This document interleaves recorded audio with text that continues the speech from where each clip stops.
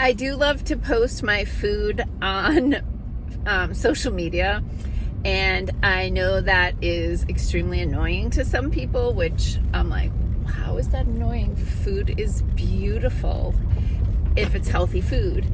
And so a bunch of people have said things, oh, you should write a cookbook, you should write a cookbook. And I mean, I think some people are just being nice, but if I were to write a cookbook, I have two that I would probably write, and one would be called Vague Recipes, and the other one would be called Vague Recipes 2.0 Kick-Casseroles.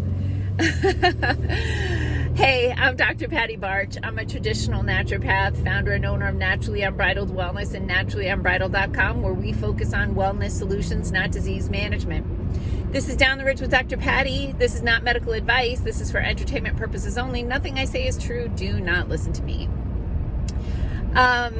Okay, so some thoughts about food, and I guess that's the theme of this week, which is good because it's such a critical component to health. I had a follow-up appointment with a woman yesterday who, when she first met with me, was taking 2 drugs for her autoimmune inflammation, including hydroxychloroquine and low-dose naltrexone. And I talked to her about an anti-inflammatory diet. We worked on a few other things like digestion and sleep, some mood stuff, but I had the serious conversation with her about how I've had clients over the years diagnosed with crippling autoimmune inflammatory diseases like rheumatoid arthritis, and just talked to her about the profound improvements in a short period of time by putting them on an anti-inflammatory diet, eliminating all of those highly processed foods and sugars. And she took it seriously. She took it to heart. She doubled down. She is within a month. I mean, I think she actually told me that she stopped that day taking her medication. That's on her. I did not tell her to do that. But she took it to heart, the anti-inflammatory diet thing, and she is doing fantastic. And she, literally, when I went down her list of complaints that she had brought in on her first appointment, and I would ask her, how is your digestion? How is your sleep? How is your mood? How is your skin? How is your pain? She kept saying, amazing. And so I also wanted to continue to give some tips for delicious, easy to make food, because last night my dinner was so freaking easy, and people were like, you have to write a cookbook, and I'm like, oh, seriously, this is not even cookbook worthy. So this is all I did. My CSA, or community supported agriculture, which if you don't know is a community garden type thing where you buy a membership, and they usually have different levels of membership based on your family size and needs. And based on your membership, you get a take from the harvest each week, or I just do 10 per season because I have a big garden. And in my CSA box, I got some potatoes and carrots and broccoli. So I was like, okay, I got to use these up because I have some of my own things that I have to get to. So I literally, washed the potatoes. I tend to not peel anything. Sometimes I will peel something depending on the situation, but there's a lot of nutrition in the peel. So anyway, wash the potatoes, coarse chop. So, potatoes are probably that big, and I might have chopped them into 6 pieces. So cut them in half and then quarters. So I don't know, what is that? 3, 6, 12 pieces? It depends on the size of the potato. Anyway, bite-sized pieces.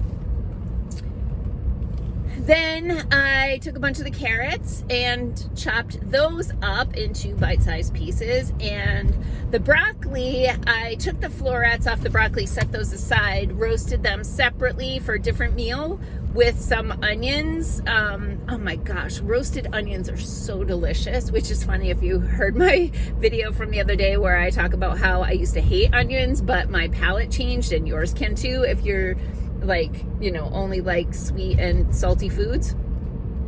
But anyway, I had the stems left, and for a long time, I was like, I don't know what to do with these stems. And I'm like, I'm going to just peel them because the outside of the stem can get a little coarse. I'm just going to peel them and chop them, and I'm going to throw them in with the potatoes and the carrots. So I used a covered crock, and I put the potatoes, the carrots, and the broccoli stems chopped up, put them in there with a little bit of oil and salt, and then I was like, I think I'll use some seeded mustard. Put a few squirts of the seeded mustard in there, tossed them around. Oh, I think I also did, I probably did put some onions in there, maybe some garlic, and put them in the oven and roasted them till they were soft. And then I split that into two containers for storage in the fridge because it's just my husband and me for meals in my house. So the amount I made was easily divided. So the other night when my husband came home from basketball, he ate one of those containers with the salmon, I think, that I had made for him, and the broccoli. But we still had one container left. So last night I took out that container.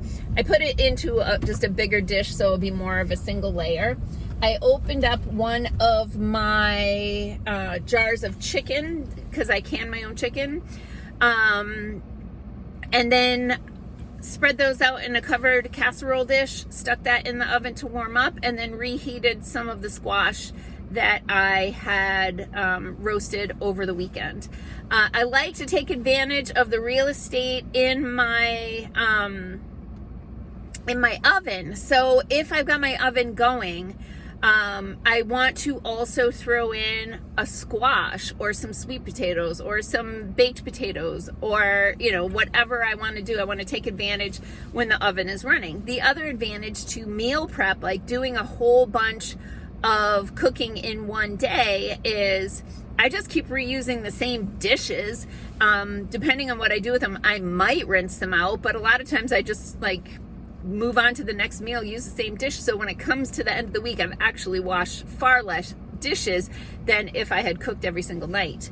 But mostly I do meal prep because I work till 6 most nights, and so I don't get home till 6:30 or a little later, and have to, you know, heat up dinner and still eat, and I go to bed around 9:30. So anyway, the point of today's video was to reinforce the fact that making healthy food choices can have a significantly positive impact in a short amount of time when it comes to your health and well-being and inflammation.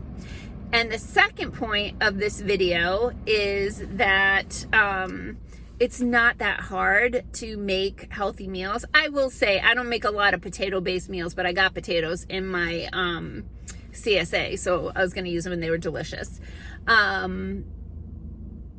And the third point is I ain't writing a cookbook. So follow me on social media for #vague recipes. And, you know, usually you can just dissect what the ingredients are, but I very rarely measure anything. And I have a ton of cookbooks, and I like to read them for ideas. And on sometimes I will follow a recipe if I'm doing something new. But in general, I just take food and put it together and try to make it have a lot of color and a lot of flavor and a lot of nutrition. Peace out, peeps. Have a healthy day.